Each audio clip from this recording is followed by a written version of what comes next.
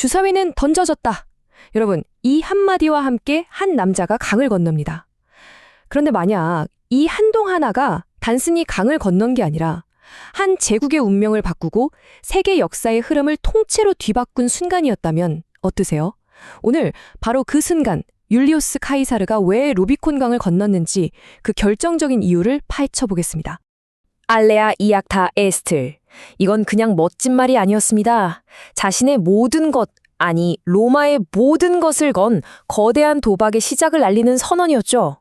다시는 되돌아갈 수 없는 그 운명의 갈림길에서 카이사르는 바로 이 말을 남겼습니다. 때는 기원전 49년 1월 11일 카이사르가 자신의 군단을 이끌고 루비콘이라는 아주 작은 강을 건너요. 지도상으로는 정말 별거 아닌 울지김처럼 보이죠. 하지만 당시 로마법에서 이건 명백한 반역 행위, 그러니까 곧 전쟁을 험포한 거나 마찬가지였습니다. 이 한 걸음으로 로마 전체가 내전이라는 거대한 소용돌이 속으로 빨려 들어가게 된 거죠. 자, 그럼 가장 중요한 질문이 남죠. 도대체 카이사르는 왜 모든 걸 걸고 이 위험천만한 강을 건너야만 했을까요? 되게 흥미로운 건 정작 카이사르 본인은 이 이유에 대해 명확한 기록을 남기지 않았다는 거예요. 그래서 우리는 당시의 여러 정황들을 조각 맞추듯이 추리해 봐야 합니다. 자, 저와 함께 그 이유를 추적해 보시죠. 그의 결정을 제대로 이해하려면요, 먼저 그가 당시 어떤 사람이었는지를 알아야 합니다. 카이사르는 그냥 뛰어난 장군, 이 정도가 아니었어요. 그는 로마에게는 최고의 영웅인 동시에 가장 무서운 위협이었습니다. 한번 생각해 보세요. 8년 동안 이어진 갈리아 전쟁을 승리로 이끈 말 그대로 살아있는 전설이었어요. 로마 영토를 대서양까지 넓혔고 그를 따르는 군단은 목숨까지 바칠 정도로 충성스러웠죠. 로마 시민들 사이에서는 거의 아이돌급 인기를 누리고 있었습니다. 그런데 말이죠, 이 위대한 영웅이 돌아올 로마는 그를 두 팔 벌려 환영할 준비가 전혀 되어 있지 않았습니다. 당시 로마의 정치 상황은 정말 언제 터질지 모르는 시한폭탄 그 자체였거든요. 그러니까 여러 정치 세력들이 서로한테 칼을 딱 겨누고 있는 그런 상황이었던 거죠. 언제 터져도 이상하지 않을 화약고 같았달까요? 당시 로마 권력 구도를 보면 딱 세 그룹으로 나뉘어 있었어요. 첫째, 전통 귀족 세력인 원로원. 이들은 카이사르의 인기가 자신들의 기득권을 위협할까가 두려워했죠.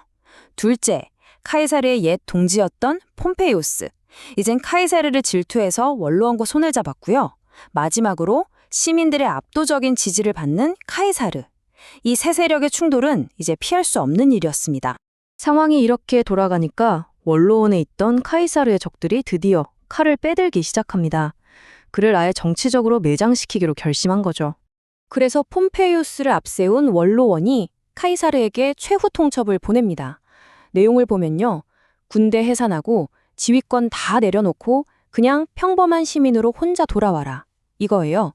사실상 무장해제하고 항복하라는 소리였죠. 근데 이 요구 뒤에 진짜 무서운 속내가 숨어 있었습니다. 바로 법적 면책 특권을 빼앗으려는 거였어요.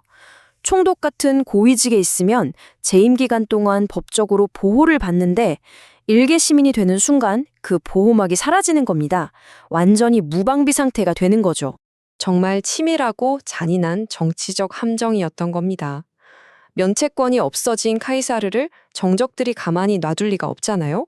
어떻게든 꼬투리를 잡아서 있지도 않은 죄를 만들어서라도 기소해서 그냥 정치 생명을 끝내버리겠다는 거였죠. 어쩌면 목숨까지도요. 자, 카이사르가 처한 상황을 한번 보세요. 이쪽으로 가도 죽고 저쪽으로 가도 죽는 완전 외통수에 걸린 거예요. 원로한 말을 듣고 순순히 돌아가면 정치적 파멸이 기다리고 있고요. 말을 안 듣고 버티면 반역자가 돼서 로마 전체를 내전으로 몰아넣게 됩니다. 뭘 선택해도 그 끝은 재앙인 그야말로 최악의 상황이었죠. 이 막다른 길에서 카이사르는 드디어 결단을 내립니다. 그리고 바로 이 결단 속에 우리가 아는 그 유명한 말, 주사위는 던져졌다의 진짜 의미가 담겨 있습니다. 네, 맞아요. 카이사르가 한 행동은 명백한 쿠데타였습니다. 그런데 이게 그냥 자기 혼자 살자고 벌인 일이었을까요? 아니었습니다. 그의 결정 속에는 훨씬 더 큰, 그러니까 로마의 미래 전체를 건 선택이 담겨 있었던 겁니다. 바로 이겁니다. 이게 바로 카이사르가 루비콘 강을 건넌 진짜 이유예요. 이건 단순히 개인의 생존 문제가 아니었어요. 그의 앞에는 두 가지 길이 있었던 거죠. 첫 번째는 부패한 소수 귀족들이 지배하는 낡은 공화정을 그대로 받아들이는 길. 그리고 두 번째는 내전이라는 끔찍한 대가를 치르더라도 이 낡은 시스템을 부수고 시민을 위한 새로운 질서를 만드는 길. 카이사르는 로마의 운명을 걸고 두 번째 길을 선택한 겁니다. 자, 그럼 이 돌이킬 수 없는 선택이 어떤 결과로 이어졌는지, 그리고 지금 우리한테는 어떤 의미가 있는지 한번 살펴볼까요? 와, 그 이후는 정말 역사의 도미노였어요. 카이사르는 전광석화처럼 로마로 진격했고 제대로 준비도 못한 폼페이우스와 원로원 세력은 허겁지겁 도망가기 바빴죠. 결국 로마 전역이 내전에 휩싸였고 거의 500년을 이어온 로마 공화정은 이 사건을 계기로 사실상 막을 내리게 됩니다. 정말 신기하지 않아요? 2000년도 더 지난 일인데 지금도 우리가 루비콘 강을 건넜다는 말을 쓰잖아요. 이제 돌이킬 수 없다는 의미로요. 한 사람의 선택이 역사 그 자체를 넘어 우리 언어 속에까지 이렇게 깊이 새겨진 거죠. 이걸 보면 카이사르가 정말 말을 기가 막히게 잘 만들었던 것 같아요. 우리가 잘 아는 왔노라 보았노라 이겼노라처럼요. 그의 이런 탁월한 언어 감각이 자신의 행동을 역사에 훨씬 더 극적으로 남게 만든 거죠. 주사위는 던져졌다는 말도 바로 그런 완벽한 예시라고 할 수 있겠네요. 자, 이제 이 거대한 역사를 우리 각자의 삶으로 한번 가져와 보면서 이야기를 마무리할까 합니다. 여러분의 인생에도 혹시 루비콘 강을 건넜던 순간이 있으셨나요? 그 선택 하나로 이전과는 완전히 다른 삶을 살게 된, 다시는 돌아갈 수 없었던 바로 그 순간 말이에요.